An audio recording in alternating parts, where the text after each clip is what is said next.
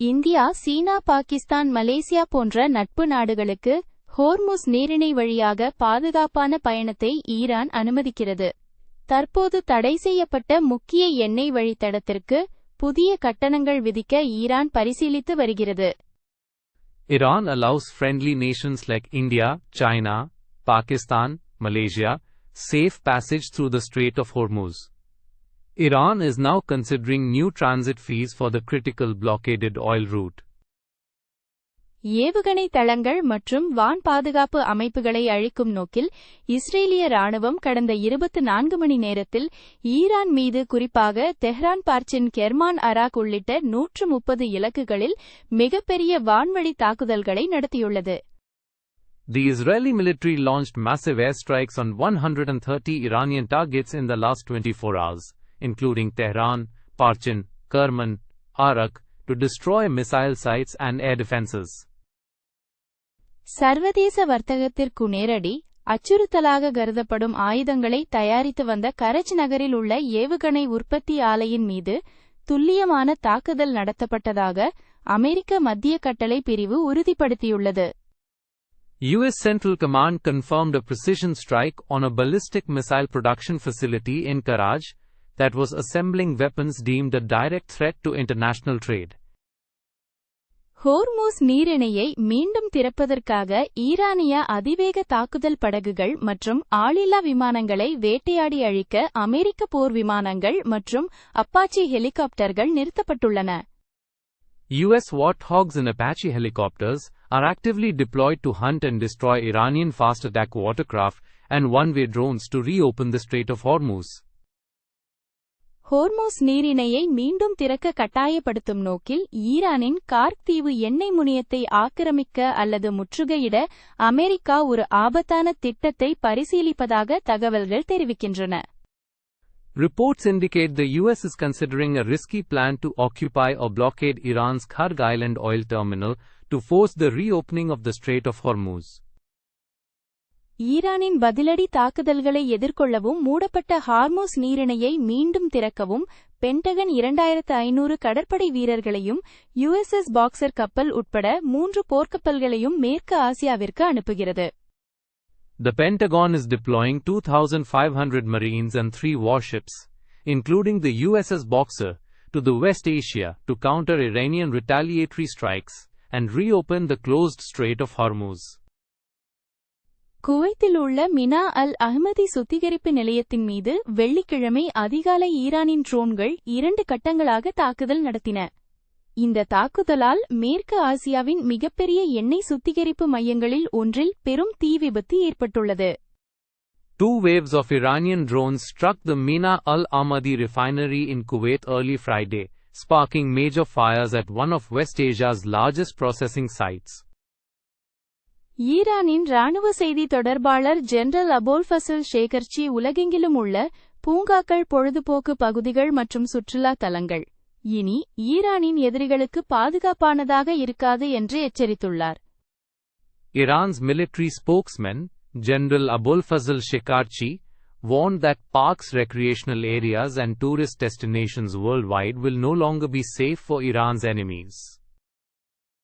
தற்போதைய ஈரான் மோதலின் போது ஹோர்முஸ் நீரிணையை பாதுகாக்க உதவ மறுத்த நேட்டோ நட்பு நாடுகளை கோழைகள் என்றும் காகித புலிகள் என்றும் அதிபர் ட்ரம்ப் விமர்சித்துள்ளார். இந்த பகுதியில் பாதுகாப்பிற்கு உதவ கூட்டணி நாடுகள் மறுத்துவிட்டதே இந்த விமர்சனங்களுக்கு காரணமாக அமைந்துள்ளது. President Trump criticized NATO allies as cowards and a paper tiger for refusing to help secure the Strait of Hormuz during the ongoing Iran conflict. This criticism stems from the allies' refusal to assist with security in the region. அமெரிக்க உளவுத்துறை இயக்குனர் துல்சி கபாட் நாடாளுமன்ற குழுவிடம் ஈரானில் அமெரிக்க மற்றும் இஸ்ரேலிய போர் இலக்குகள் வெவ்வேறானவை என்று கூறினார். இது இரு நட்பு நாடுகளுக்கும் இடையே உள்ள ஒரு முக்கிய கொள்கை வேறுபாட்டை வெளிப்படுத்துகிறது.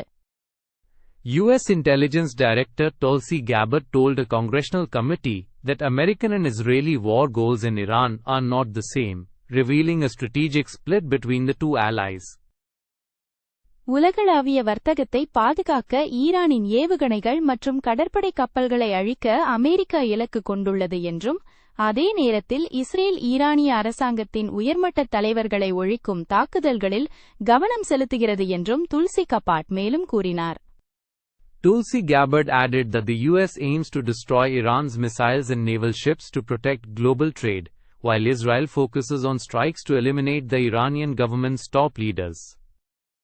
மேற்கு ஆசியாவில் நிலவும் போர் பதற்றம் காரணமாக உலகளாவிய எரிசக்தி விநியோகத்தில் ஏற்பட்டுள்ள சிக்கல்களை சுட்டிக்காட்டி இந்திய எண்ணெய் சந்தைப்படுத்தும் நிறுவனங்கள் மார்ச் 20 முதல் பிரீமியம் பெட்ரோல் விலையை லிட்டருக்கு சுமார் $2 உயர்த்தியுள்ளன. Indian oil marketing companies increased the price of premium petrol approximately by ₹2 per litre effective March 20, citing global energy supply concerns from the West Asia conflict. Reliance communications நிறுவனத்தின் 2929 கோடி ரூபாய் வங்கி மோசடி வழக்கு தொடர்பாக இந்திய தொழிலதிபர் அனில் அம்பானியை மத்திய புலனாய்வுத்துறை (சிபிஐ) தொடர்ச்சியாக 2ஆம் நாளாக இன்று விசாரித்தது.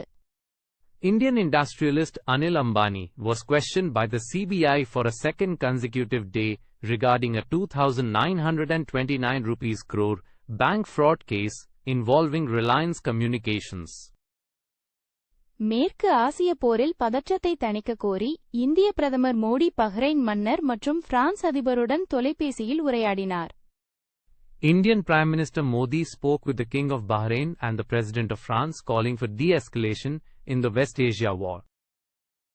உணவு விநியோக நிறுவனமான சோமாட்டோ தனது தளக்கட்டணத்தை ₹2.40 உயர்த்தி ஒரு ஆர்டருக்கு மொத்தம் ₹14.90 ஆக நிர்ணயித்துள்ளது.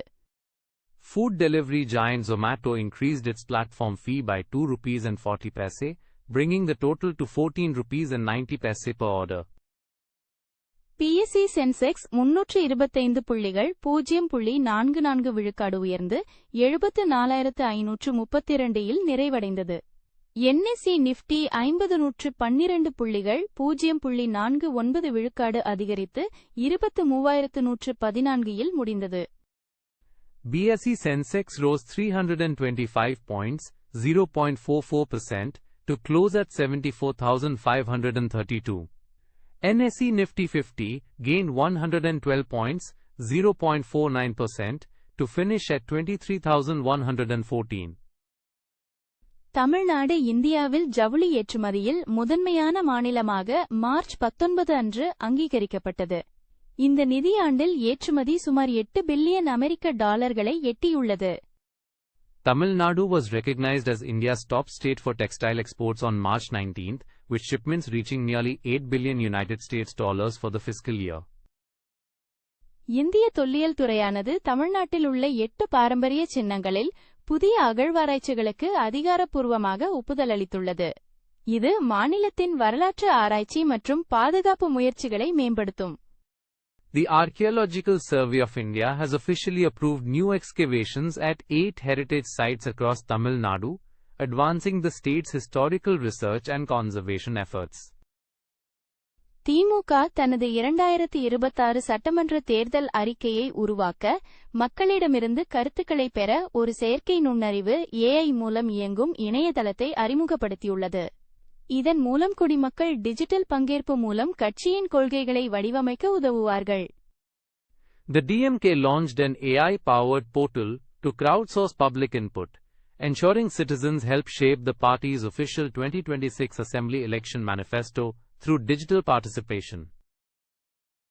உலக புகழ்பெற்ற BTS இசைக்குழு தங்களது கட்டாய ராணுவ சேவையை நிறைவு செய்த பிறகு சுமார் 4 ஆண்டுகளுக்குப் பிறகு மார்ச் 21, 2026 அன்று சியோலில் ஒரு வரலாற்று சிறப்புமிக்க இசை நிகழ்ச்சியில் மீண்டும் இணைகிறது. Global icons BTS reunite for a historic Seoul concert on March 21, 2026, marking their first performance in nearly 4 years after completing mandatory military service. கொரிய இசைக்குழுவான BTS தங்களது புதிய 14 பாடல்கள் அடங்கிய ARIRANG என்ற இசைத்தட்டை மார்ச் 20 அன்று வெளியிட்டது. இதனையொட்டி சியோலில் நடைபெறவுள்ள அவர்களின் சிறப்பு நிகழ்ச்சி நெட்ஃபிளிக்ஸ் தளத்தில் உலகளவில் நேரலையாக ஒளிபரப்பாகும். BTS released their new 14-track album, ARIRANG, on March 20. Their comeback performance at Seoul will stream live worldwide, exclusively on Netflix.